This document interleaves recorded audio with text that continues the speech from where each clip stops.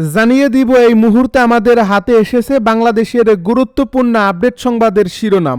শুরুতেই থাকছে দিল্লিতে বাংলাদেশ হাইকমিশনের সামনে বিভিন্ন হিন্দু সংগঠনের বিক্ষোভ ও সংঘর্ষ। দিল্লির চাণক্যপুরীতে অবস্থিত বাংলাদেশের হাইকমিশন অভিমুখে বিক্ষোভ করেছে কয়েকটি হিন্দুত্ববাদী দল। মঙ্গলবার বিশ্ব হিন্দু পরিষদ ও বাজরং দলসহ হিন্দু সংগঠনগুলো বাংলাদেশের সংখ্যালঘুদের উপর নির্যাতনের অভিযোগে বিচার দাবি করে। এবারে থাকছে স্বতন্ত্র প্রার্থী হয়ে ভোটে লড়লে ব্যবস্থা নেবে বিএনপি। আরও জানাবো ফরিদপুর ৪ আসনের সীমানা আগের অবস্থায় ফিরিয়ে দেওয়ার রায় বহাল। এবারে থাকছে কোটালীপাড়া থেকে ছাত্রলীগের সাবেক কেন্দ্রীয় নেতা গ্রেপ্তার। সব শেষে জানিয়ে দিব তারেক রহমানের সংবর্ধনায় ৫০ লাখ মানুষের সমাগম হবে বলছে বিএনপি নেতা রিজভী। এতক্ষণ শুনছিলেন হাতে থাকা আপডেট সংবাদের শিরোনাম, এবারে বিস্তারিত। তবে তার আগে অনুরোধ রইল ভিডিওটিতে একটি লাইক এবং কমেন্ট করে জানিয়ে দিন ভিডিও সম্পর্কে আপনার মূল্যবান মতামত। আরও জানিয়ে দিন ভিডিওটি কোথা থেকে দেখছেন বা কোন জেলা থেকে দেখছেন। দিল্লিতে বাংলাদেশ হাইকমিশনের সামনে বিভিন্ন হিন্দু সংগঠনের বিক্ষোভ ও সংঘর্ষ। দিল্লির চাণক্যপুরীতে অবস্থিত বাংলাদেশের হাইকমিশন অভিমুখে বিক্ষোভ করেছে কয়েকটি হিন্দুত্ববাদী দল। মঙ্গলবার বিশ্ব হিন্দু পরিষদ ও বাজরং দলসহ হিন্দু সংগঠনগুলো বাংলাদেশের সংখ্যালঘুদের উপর নির্যাতনের অভিযোগে বিচার দাবি করছে। ময়মনসিংহের তরুণ হিন্দু শ্রমিক দীপুচন্দ্র দাসকে ধর্ম অবমাননার অভিযোগে গণপিটুনি দিয়ে হত্যা এবং মরদেহ জ্বালিয়ে দেওয়ার ঘটনায় প্রতিবাদ জানায় তারা। এদিন বিক্ষুব্ধরা ব্যারিকেড ভেঙে পুলিশের সঙ্গে সংঘর্ষে জড়ায় এবং বাংলাদেশ মুর্দাবাদ স্লোগান দিতে দিতে কুশপুত্তলিকা পোড়ায়। তবে বিক্ষোভকারীদের হাইকমিশন ভবন থেকে ৫০০ মিটার দূরে আটকে দেওয়া হয়েছে। ঘটনাস্থলে ভারতীয় নিরাপত্তা বাহিনী কয়েক স্তরের ব্যারিকেড, পুলিশ ও আধাসামরিক বাহিনী কঠোর অবস্থানে রয়েছে। গত শনিবার রাতে কূটনৈতিক পাড়ার একই জায়গায় বাংলাদেশের হাইকমিশনারের বাসভবনের সামনে হঠাৎ একদল লোক বিক্ষোভ করে। ওই সময় হাইকমিশনারকে প্রাণ নাশের হুমকি দেওয়া হয় বলে সেদিন অভিযোগ করেছিলেন বাংলাদেশ হাইকমিশনের কর্মকর্তারা। গতকাল ২২ ডিসেম্বর পশ্চিমবঙ্গের শিলিগুড়িতে বাংলাদেশের ভিসা আবেদন কেন্দ্রের সামনেও সংখ্যালঘুদের উপর নির্যাতনের প্রতিবাদে হিন্দু জাগরণ মঞ্চ ও বিশ্ব হিন্দু পরিষদ যৌথভাবে বিক্ষোভ করে। স্বতন্ত্র প্রার্থী হয়ে ভোটে লড়লে ব্যবস্থা নেবে বিএনপি। দলের সিদ্ধান্তের বাইরে গিয়ে জাতীয় নির্বাচনে স্বতন্ত্র প্রার্থী হয়ে প্রতিদ্বন্দ্বিতা করলে সংশ্লিষ্টদের বিরুদ্ধে সাংগঠনিক ব্যবস্থা নেওয়া হবে বলে জানিয়েছেন বিএনপি মহাসচিব মির্জা ফখরুল ইসলাম আলমগীর। মঙ্গলবার রাজধানীর গুলশানে দলীয় চেয়ারপারসনের রাজনৈতিক কার্যালয়ে আয়োজিত এক সংবাদ সম্মেলনে তিনি একথা বলেন। বিএনপি নেতা মির্জা ফখরুল বলেন, বাংলাদেশ নির্বাচনের দিকে এগিয়ে যাচ্ছে। প্রত্যাশা করি নির্বাচিত সরকার দেশকে কল্যাণের পথে এগিয়ে নেবে। তবে একটি মহল নির্বাচনের কার্যক্রম ব্যাহত করতে চক্রান্ত করছে বলেও অভিযোগ করেন তিনি আরও বলেন, আইনশৃঙ্খলা রক্ষায় সরকার ব্যর্থতার পরিচয় দিয়েছে। সরকারের প্রতি যে আস্থা রয়েছে বিশ্বাস করি তারা সেটি বজায় রাখবে। দেশের সুষ্ঠু নির্বাচনের পরিবেশ নিশ্চিত করতে সরকারকে আরও সচেতন হওয়ার আহ্বান জানান বিএনপির মহাসচিব।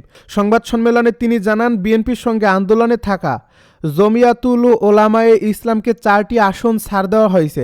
আসনগুলো হলো নীলফামারী ১, নারায়ণগঞ্জ ৪, সিলেট ৫ ও ব্রাহ্মণবাড়িয়া ২। এ সময় বিএনপির স্থায়ী কমিটির সদস্য সালাউদ্দিন আহমেদ বলেন, অতীতে বিএনপির সঙ্গে যুগপৎ আন্দোলনে জমিয়াতুল ওলামায়ে ইসলাম শীর্ষস্থানীয় ভূমিকা পালন করছে। দলটির সঙ্গে নির্বাচনী আসন নিয়ে সমঝোতা হয়েছে। যেসব আসনে জমিয়াতুল ওলামায়ে ইসলামের প্রার্থীরা নির্বাচন করবেন সেসব আসনে বিএনপি কোনো প্রার্থী দেবে না। তিনি আরও বলেন, বিএনপি ক্ষমতায় এলে ইমাম ও মুয়াজ্জিনদের জন্য বিশেষ ভাতার ব্যবস্থা করা হবে। একই সঙ্গে কোরআন ও সুন্নাহ বিরোধী কোনো আইন পাশ করা হবে না। ফরিদপুর ৪ আসনের সীমানা আগের অবস্থায় ফিরিয়ে দেওয়ার রায় বহাল। ফরিদপুর ৪ সংসদীয় আসনের সীমানা আগের অবস্থায় ফিরিয়ে দিয়ে গেজেট প্রকাশের রায় বহাল রেখেছেন চেম্বার আদালত। মঙ্গলবার আপিল বিভাগের চেম্বার বিচারপতি মোহাম্মদ রেজাউল হকের আদালতে আদেশ দেন। রিটকারীদের আইনজীবী ব্যারিস্টার হুমায়ুন কবির গণমাধ্যমকে বিষয়টি নিশ্চিত করেছেন। এর আগে গত ১১ ডিসেম্বর ফরিদপুর ৪ সংসদীয় আসনের ভাঙ্গা উপজেলা থেকে আলগি এবং হামিরদি ইউনিয়ন দুটিকে ফরিদপুর ২ আসনের নগরকান্দা উপজেলার সঙ্গে যুক্ত করে নির্বাচন কমিশনের প্রকাশিত প্রজ্ঞাপন অবৈধ ঘোষণা করেন হাইকোর্ট। সেদিন আদালতে রিটের পক্ষে ছিলেন ব্যারিস্টার মোহাম্মদ হুমায়ুন কবির। গত ২২ সেপ্টেম্বর ফরিদপুর ৪ সংসদীয় আসনের ভাঙ্গা উপজেলা থেকে আলগী এবং হামিরদি ইউনিয়ন দুটিকে ফরিদপুর ২ আসনের নগরকান্দা উপজেলার সঙ্গে যুক্ত করে নির্বাচন কমিশনের প্রকাশিত প্রজ্ঞাপন কেন অবৈধ ঘোষণা করা হবে না তা জানতে চেয়ে রুল জারি করেন হাইকোর্ট। এর আগে ফরিদপুর ৪ আসনের ত্রয়োদশ জাতীয় সংসদ নির্বাচনে বিএনপির মনোনয়ন প্রত্যাশী মোহাম্মদ শহীদুল ইসলাম বাবুল ও সুপ্রিম কোর্টের আইনজীবী মোহাম্মদ মাহবুবুর রহমান দুলাল সহ ৫ জনের পক্ষ থেকে হাইকোর্টে রিট করা হয়। কোটালীপাড়া থেকে ছাত্রলীগের সাবেক কেন্দ্রীয় নেতা গ্রেপ্তার। গোপালগঞ্জের কোটালীপাড়ার উপজেলা থেকে তাপস হালদার নামে কার্যক্রম নিষিদ্ধ সংগঠন ছাত্রলীগের সাবেক এক কেন্দ্রীয় নেতাকে গ্রেপ্তার করা হয়েছে। মঙ্গলবার দুপুরে উপজেলা সদর থেকে কোটালীপাড়া থানা পুলিশ তাকে গ্রেপ্তার করে। গ্রেপ্তারকৃত তাপস হালদার কেন্দ্রীয় ছাত্রদলের সাবেক সদস্য ও কোটালীপাড়া উপজেলার কলাবাড়ি ইউনিয়নের কুমরিয়া গ্রামের হরেকৃষ্ণ হালদারের ছেলে। তাপস হালদারকে বিশেষ ক্ষমতা আইনের মামলায় গ্রেপ্তার দেখিয়ে জেল হাজতে পাঠিয়েছে কোটালীপাড়া থানা পুলিশ। কোটালীপাড়া থানা সূত্রে জানা গেছে, গত ১৬ জুলাই উপজেলার অবদারহাট নামক স্থানে আওয়ামী লীগ ও তার সহযোগী সংগঠনের নেতারা জড়ো হয়ে মহাসড়কে গাছ ফেলে বিক্ষোভ করে। এতে জনমনে আতঙ্ক ও জনসাধারণের চলাচলে বিঘ্ন সৃষ্টি হয়। এ ঘটনায় পুলিশ ১৫৫ জনকে ঘাত ও ১৫০০ জনকে অজ্ঞাত দেখিয়ে কোটালীপাড়া থানায় বিশেষ ক্ষমতা আইনে একটি মামলা দায়ের করে। এই মামলায় কেন্দ্রীয় ছাত্রলীগের সাবেক সদস্য তাপস হালদারকে গ্রেপ্তার করে জেল হাজতে পাঠানো হয়েছে। কোটালীপাড়া থানার অফিসার ইনচার্জ রিয়াদ মাহমুদ বলেন, তাপস হালদারকে গত ১৬ জুলাই মহাসড়কে গাছ ফেলে বিক্ষোভের ঘটনার মামলার অজ্ঞাত আসামি হিসেবে গ্রেপ্তার করা হয়েছে। ভিডিও ফুটেজ দেখে এই মামলার বাকি আসামিদের গ্রেপ্তারের চেষ্টা চলছে। তারেক রহমানের সংবর্ধনায় ৫০ লাখ মানুষের সমাগম হবে বলছে রিজভী।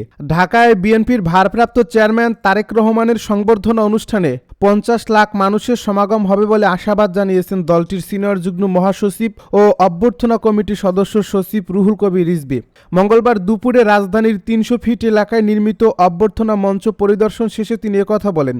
রিজভী বলেন, আগামী ২৫ ডিসেম্বর তারেক রহমান আসবেন। আজকেই আমরা দেখতে পাচ্ছি বিভিন্ন জেলা থেকে লোক আসা শুরু হয়েছে। সুতরাং ২৫ ডিসেম্বর এখানে মানুষের মহামিলন ও মহামেলায় পরিণত হবে। এ ব্যাপারে আমরা নিশ্চিত যে জনসমাগম হবে তাদের সংবর্ধনা নেওয়ার পর তার মা দেশনেত্রী বেগম খালেদা জিয়া, যিনি দীর্ঘদিন নিপীড়ন নির্যাতন সহ্য করেছেন, আজকে হাসপাতালে চিকিৎসাধীন, তাকে দেখে তিনি বাসায় যাবেন।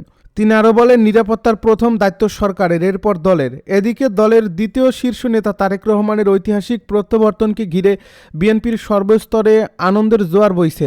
দীর্ঘ প্রতীক্ষার অবসান ঘনিয়ে আসায় তৃণমূল থেকে কেন্দ্র পর্যন্ত নেতাকর্মীদের মধ্যে নতুন করে প্রাণ চাঞ্চল্য ও উদ্দীপনা দেখা দিয়েছে। সকাল থেকেই দেশের বিভিন্ন স্থান থেকে স্লোগান ও প্ল্যাকার্ড হাতে বিএনপির নেতাকর্মীরা মঞ্চ পরিদর্শনে আসছেন। তারা জানান, নেতাকে বরণ করে নিতে সব ধরনের প্রস্তুতি নেওয়া হচ্ছে। এ সময় মঞ্চের সামনে পুলিশের পাশাপাশি সেনাবাহিনীকেও টহল দিতে দেখা যায়। সার্বিক নিরাপত্তা নিশ্চিত করতে দফায় দফায় গাড়িতে করে সেনাবাহিনীর বিভিন্ন টিম মঞ্চ এলাকা পরিদর্শন করছে।